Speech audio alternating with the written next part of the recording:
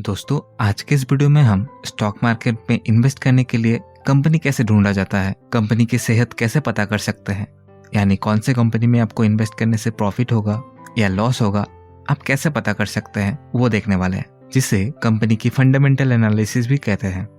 पहले तो हम समझेंगे, उसके बाद दो कंपनी के एग्जाम्पल लेकर प्रैक्टिकल करके भी दिखाएंगे।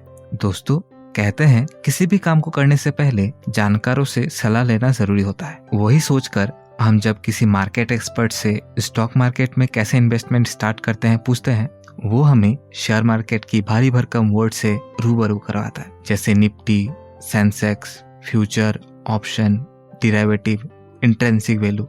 इन शब्दों को सुनकर हमें तो यही लगता है स्टॉक मार्केट सिर्फ फाइनेंस बैकग्राउंड वाले लोगों के लिए ही है। पर अगर हम स्टॉक मार्केट को अच्छे से नजदीक से देखें तो उतना टफ नहीं है, बस हमें बेसिक कंपनी के बारे में ही जानना होता है। एंड ट्रस्ट मी, ये फंडामेंटल एनालिसिस कोई भी कर सकता है।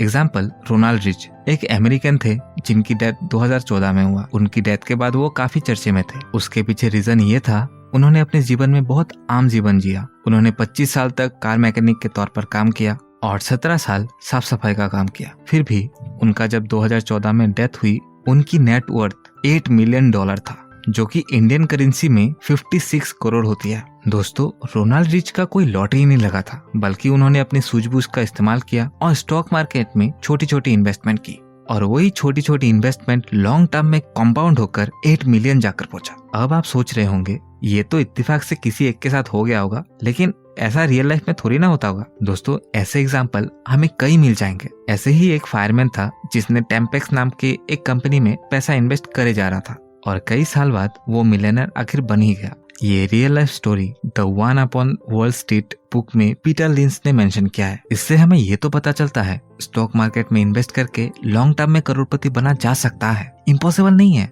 और सबसे खास बात, कोई भी बन सकता है। उसके लिए किसी को chartered accountant, CFA, MBA in finance जैसे हैवी डिग्री की जरूरत नहीं होता है। हमें तो सिर्फ थोड़ा सा कॉमन सेंस अप्लाई करना होता है, सिर्फ कंपनी सिलेक्ट करने में। अब कंपनी फाइंड करने के लिए दो मेथड है, क्वालिटेटिव मेथड और क्वांटिटेटिव मेथड। और इसमें भी सबसे ज्यादा रिटेल इन्वेस्टर्स, मेरे और आपके जैसे लोग, क्वांटिटेटिव एनालिसिस ही करते हैं, क्योंकि वो ज्यादा इजी रहता है। और क्वालिटेटिव मेथड में कंपनी का मैनेजमेंट कैसा है उसे भी देखा जाता है, इसीलिए वो थोड़ा डिफिकल्ट हो जाता है, और कंपनी का मैनेजमेंट भी चेंज होते रहता है। अब क्वांटिटेटिव एनालिसिस करने के लिए मेनली 6 पैरामीटर देखा जाता है, और कुछ केसेस में तो एक्सपर्ट्स 8 पैरामीटर भी देखते हैं। फर्स्ट देखा जाता है कंपनी का मार्केट कैपिटलाइजेशन, यानी कंपनी बड़ी है या छोटी है। सेकंड देखा जाता है कंपनी का डेब्ट टू इक्विटी रेशियो, आसान भाषा में लोन या उधारी कहते हैं। टेंशन मत लो, सारा कुछ प्रैक्टिकल करके दिखाने वाला हूँ कैसे चेक करते हैं। थर्ड, उसके बाद प्रॉफिट देखा जाता है। प्रॉफिट अगर ठीक ठाक रहा, उसके बाद हम PE रेशियो देखते हैं, मीनिंग हम थोड़ी देर बाद तो देख ही लेंगे। उसके बाद हम प्रोमोटर्स होल्डिंग चेक करते हैं। नेक्स्ट, प्रॉफिट एंड लॉस, और एक्स्ट्रा 2 पैरामीटर्स सेल्स और बैलेंस शीट देखा जाता है। First parameter, market capitalisation. Market capitalisation पता करने के लिए Screener.in, टिकर टिप और मनी कंट्रोल जैसी वेबसाइट से पता कर सकता है। पर मार्केट कैपिटलाइजेशन में जानने वाली बात यही है, कंपनी की साइज। स्टॉक मार्केट में आपको साइज के हिसाब से 3 कैटेगरी के कंपनी देखने को मिलेंगी, लार्ज कैप, मिड कैप और स्मॉल कैप। अब इसे डिफरेंशिएट करने के लिए कोई हार्ड एंड फास्ट रूल नहीं है, पर जनरली 5000 करोड़ से नीचे जिन कंपनी की मार्केट कैपिटलाइजेशन होती है, यानी जिस कंपनी की ओवरऑल वैल्यू 5000 करोड़ से कम होती है, उसे स्मॉल कैप कंपनी कहा जाता है। उससे बड़ी 5000 करोड़ से 20,000 करोड़ तक की मार्केट कैपिटलाइजेशन वाली कंपनी को मिड कैप कंपनी, और 20,000 करोड़ से ऊपर वाली वैल्यूएशन की कंपनी को लार्ज कैप कंपनी कहते हैं। लार्ज कैप कंपनी में TCS, ITC इस टाइप की कंपनी आती है। अब जनरली होता यह है, जितनी भी छोटी कंपनी होती है उनकी मैनेजमेंट की टीम उतना ही वीक होता है, और जितना ही वीक मैनेजमेंट की टीम होगी उतना ही मैनेजमेंट डिसीजन लेने में इनएफिशिएंट होगा। इसीलिए 1000 करोड़ से कम वैल्यूएशन वाली कंपनी को रिस्की माना जाता है। अब एक एक्सेप्शन है, अगर आपको पता है कौन सी वाली कंपनी अच्छी है, किसमें आपका पैसा लगाने से आपका पैसा नहीं डूबेगा, यानी आपको पर्सनली लगता है, तब आप पैसा इन्वेस्ट कर सकते हैं। नेक्स्ट, डेब्ट टू इक्विटी रेशियो। इसे आम भाषा में उधारी या देनदारी कहते हैं। कंपनी की उधारी इसीलिए देखा जाता है पहले ही, क्योंकि ज्यादा बोरोइंग कंपनी को इंसॉल्वेंट करवा सकती है। एग्जाम्पल, आप लोगों ने DHFL स्कैम के बारे में तो सुना ही होगा। DHFL के प्रोमोटर्स की और एक कंपनी थी HDIL लिमिटेड, जो राकेश कुमार वाधवान का था। उसने पीएमसी बैंक से इतना ही लोन लिया कि एचडीआईएल कंपनी खुद तो डूबा ही, साथ ही साथ पीएमसी बैंक के साथ क्या हुआ ये हम में से किसी से छुपा नहीं है। बीच में तो ऐसा हुआ था, पीएमसी बैंक से लोग 40,000 से ज्यादा विड्रॉ नहीं कर सकते थे और कंपनी की ज्यादा बोरोइंग्स शेयर प्राइसेस को भी ऑटोमेटिकली डाउन करवाती है। जैसे अनिल अंबानी के रिलायंस कैपिटल, रिलायंस इंफ्रा पर बोरोइंग बहुत ज्यादा थी, इसीलिए कंपनी की शेयर प्राइस भी कम हो रहा है। डेब्ट टू इक्विटी रेशियो जनरली 0.5 से नीचे अगर हो तो ही अच्छा होता है। माने कंपनी की टोटल इक्विटी शेयर्स 1 लाख की है तो बोरोइंग्स 50,000 से ज्यादा नहीं होना चाहिए। ये 2 पैरामीटर में कंपनी अगर सही रहती है तो ही आगे बढ़ना चाहिए। और next return on equity check करना होता है। रिटर्न ऑन इक्विटी से ही हमें पता चलता है शेयर मार्केट में इन्वेस्ट करके हम पैसा बना सकते हैं या नहीं। मतलब आपका पैसा हर साल कितने रेट पर ग्रो करने वाला है वो चेक करना होता है। ये इसलिए चेक करना जरूरी है क्योंकि एफडी में 6% जितना एनुअल प्रॉफिट मिलता है, पीपीएफ में 7 से 7.5% मिलता है और म्यूचुअल फंड में 14 से 15% की एनुअल रिटर्न मिलती है और उसी हिसाब से कंपाउंडिंग होती है। और अगर स्टॉक मार्केट में इतना रिस्क उठाकर रिसर्च करके 15% से ज्यादा अगर रिटर्न नहीं मिला तो स्टॉक मार्केट में इन्वेस्ट करना बेकार है। इसीलिए इन जनरली सभी इन्वेस्टर रिटर्न ऑन इक्विटी जिस शेयर में 20% से ज्यादा होता है उसी में इन्वेस्ट करते हैं। नेक्स्ट पीई रेशियो चेक करना होता है। पीई रेशियो यानी प्राइस टू अर्निंग रेशियो। इसका मतलब क्या है? मान लेते हैं आईटीसी का स्टॉक प्राइस 100 रुपीज है और आईटीसी के स्टॉक से इन्वेस्टर्स को 1 साल में 5 रुपए का प्रॉफिट होता है। तो 1 रुपए कमाने के लिए हमें एडवांस में कितना रुपए पे करना पड़ा उसे ही पीई रेशियो कहते हैं। इस केस में पीई रेशियो 20 का होगा। इसीलिए हमें फंडामेंटल एनालिसिस करते टाइम ये ध्यान रखना चाहिए पीई रेशियो हमेशा आरओई से कम हो। नेक्स्ट चेक करते हैं प्रोमोटर्स होल्डिंग। इसे हम एक एग्जांपल से समझते हैं। एबीसी लिमिटेड और एक्सवाईजी लिमिटेड 2 कंपनी है। अब आपको इन कंपनी में इन्वेस्ट करना है। अब जब आप इनके फाइनेंशियल्स चेक करते हो आपको कुछ ऐसी डिटेल मिलती है। एबीसी लिमिटेड का सेल्स 1 लाख रुपए, बोरोइंग्स 70,000 रुपए, रिजर्व 10,000, प्रॉफिट 10,000। वही एक्सवाईजी कंपनी का डेटा है, सेल्स 1 लाख, बोरोइंग्स यानी उधारी 15,000, रिजर्व 10,000, प्रॉफिट 30,000। अब सबसे इम्पोर्टेंट, एबीसी लिमिटेड में प्रोमोटर्स मतलब जिन्होंने कंपनी को स्टार्ट किया था उनकी हिस्सेदारी 10% है, पर एक्सवाईजी लिमिटेड में प्रोमोटर्स होल्डिंग 69% है। अब कोई भी आम इन्वेस्टर एक्सवाईजी लिमिटेड में ही इन्वेस्ट करेगा क्योंकि साफ दिख रहा है एबीसी लिमिटेड कुछ स्कैम करने की तैयारी कर रहा है। उधार पर उधार लिए जा रहा है, रिजर्व कुछ है नहीं मुश्किल के टाइम में पे करने के लिए, प्रॉफिट भी कम है और प्रोमोटर्स को भी उनकी कंपनी में भरोसा है ही नहीं, इसलिए ज्यादा शेयर्स उनके पास है भी नहीं, जिससे प्रोमोटर्स को कोई लॉस होगा भी नहीं। जो भी लॉस होना होगा वो इन्वेस्टर्स को होगा इस केस में। इसीलिए नॉर्मली प्रोमोटर्स होल्डिंग 50% से ज्यादा होना चाहिए, तभी कंपनी अच्छा है ऐसा माना जाता है।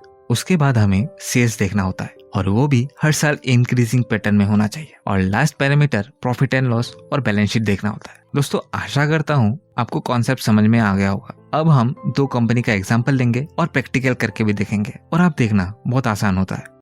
और दोस्तों स्टॉक मार्केट में इन्वेस्टमेंट करने के लिए डीमैट अकाउंट तो चाहिए होगा। उसके लिए आप एंजल ब्रोकिंग में अकाउंट खोल सकते हैं क्योंकि एंजल ब्रोकिंग में अभी अकाउंट ओपनिंग फ्री में चल रहा है और आप स्टॉक में अगर अकाउंट खोलते हैं तो 240 रुपया देना होता है। दोनों का ही लिंक मैं डिस्क्रिप्शन में दे दूंगा, आप चेकआउट कर सकते हैं। दोस्तों अब हम असल जिंदगी में इन्वेस्टमेंट के लिए स्टॉक कैसे ढूंढते हैं वो देखने वाले हैं, वो भी लाइव प्रैक्टिकल सीखेंगे। उसके लिए हम screener.in का यूज करेंगे। वैसे तो और भी वेबसाइट्स है जैसे कि टिकर टिप, मनी कंट्रोल, पर screener.in में ऐसे बहुत सारे फीचर्स है जो आप फ्री में यूज कर सकते हैं। यहाँ पे आपको सिंपली लॉगिन करना है, उसके बाद आप कोई भी कंपनी यहाँ से सर्च कर सकते हैं। जैसे कि यहाँ पे हम नेस्ले का एग्जांपल ले रहे हैं। यहाँ पे हमें नेस्ले का डेटा दिख रहा है, पर हमारे काम का चीज ये बॉक्स है जिसमें हम सारे पैरामीटर्स देख सकते हैं। जो अभी अभी हमने 6 पैरामीटर्स देखे हैं उसमें से हम यहाँ पे कंपेयर करेंगे और देखेंगे क्या हमारा पैरामीटर्स फुलफिल हो रहा है या नहीं। जैसे कि हम यहाँ पे 2 कंपनी का एग्जांपल लेंगे, नेस्ले और ओएनजीसी।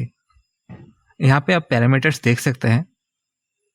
6 पैरामीटर्स में जैसे मार्केट कैपिटलाइजेशन पहले था, उसके बाद डेट टू इक्विटी रेशियो, यहाँ पे डेट टू इक्विटी रेशियो है और ये बॉक्स से आप और भी पैरामीटर्स ऐड कर सकते हैं। अब पहला हमारा पैरामीटर्स था मार्केट कैपिटलाइजेशन, जिसमें हमने कहा था कि 1000 करोड़ से नीचे में कंपनी रिस्की होता है, उसके ऊपर हो तो ही अच्छा होता है।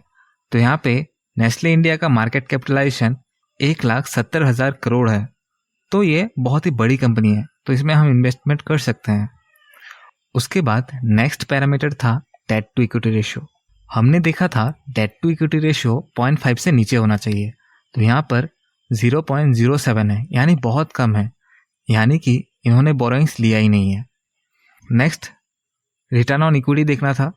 रिटर्न ऑन इक्विटी 20% से ऊपर होना चाहिए था, तो इस केस में 106% है। उसके बाद नेक्स्ट पैरामीटर हम देखने वाले थे पीई रेशियो।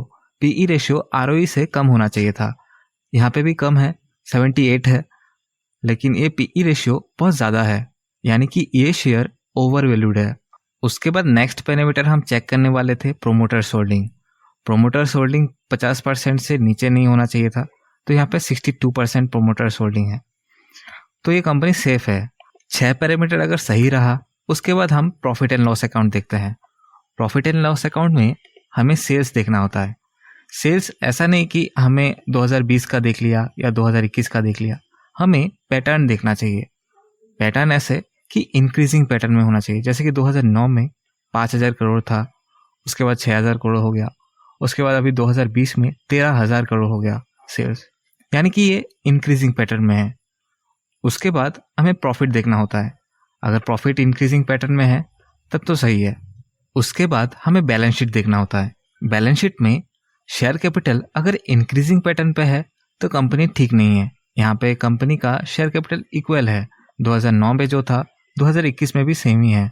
अगर बोनस शेयर कंपनी दे रही है तब तो शेयर कैपिटल बढ़ेगा, वो अच्छा होता है, लेकिन जनरल केस में शेयर कैपिटल नहीं बढ़ना चाहिए।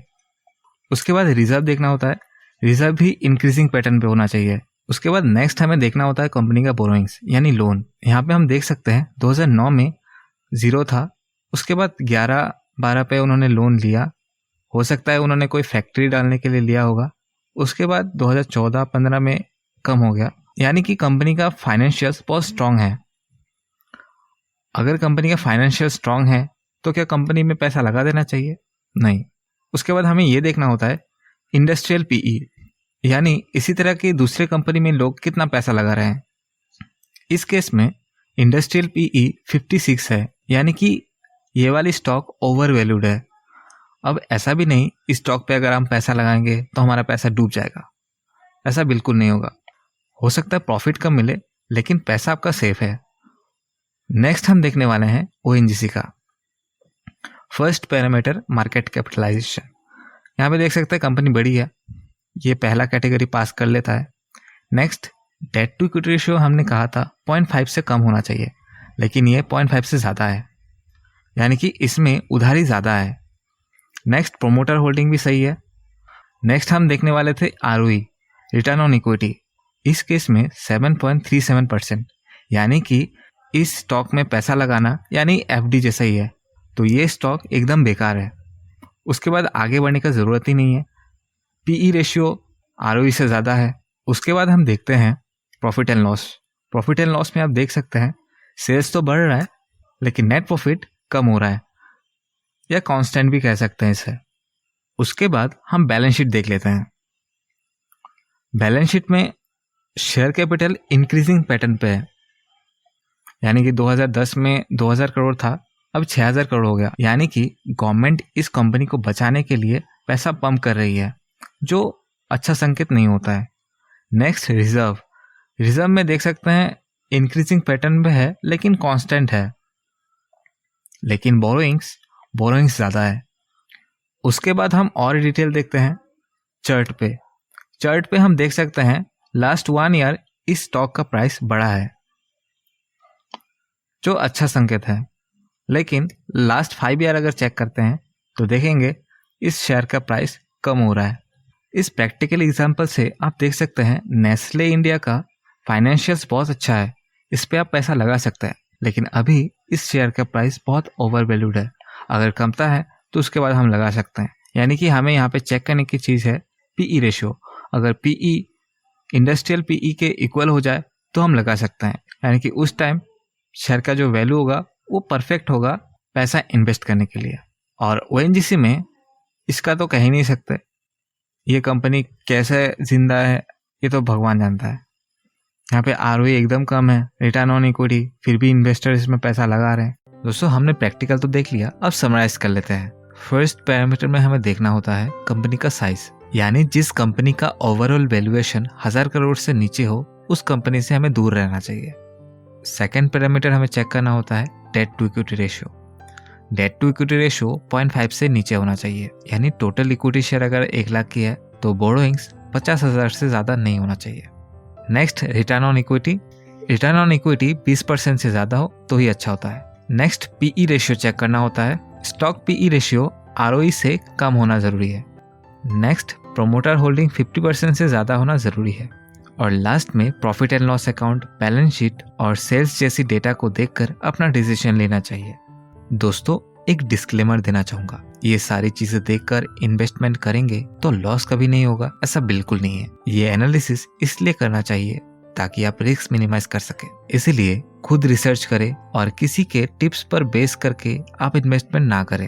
और अगर आपको जानना है मल्टीपल अर्निंग सोर्स कैसे बनाएं, उसके लिए आप लेफ्ट वाली वीडियो देख लें। और अगली वीडियो कौन से टॉपिक में देखना पसंद करेंगे कमेंट में जरूर बताएं। वीडियो को लाइक और चैनल को सब्सक्राइब करके आप हमें रिवॉर्ड दे सकते हैं। धन्यवाद।